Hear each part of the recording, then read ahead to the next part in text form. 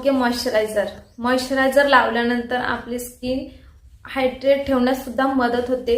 त्यासाठी कोणतं मॉइश्चरायझर लावणं, आपली त्वचा स्किन ही मॉइश्चरायझर करणं खूप गरजेचं असतं. यामुळे आपल्या त्वचेवरचे जे हानिकारक घटक असतात ते आपल्या त्वचेपर्यंत पोहोचू देत नाहीत. त्यासाठी प्रत्येक स्किन टाईपनुसार प्रत्येकासाठी वेगवेगळं मॉइश्चरायझर हे बनवले जातात. तर ते आपल्याला वापरणं खूप गरजेचं आहे. मॉइश्चरायझर ठेवल्यानंतर आपले ओपन पोर्स कमी होतात. त्यानंतर आपण जे मेकअपचे किंवा कोणतेही प्रोडक्ट लावू त्याचा डायरेक्टली परिणाम आपल्या चेहऱ्यावरती होत नाही. तर त्यासाठी मॉइश्चरायझर लावणं खूप गरजेचं आहे.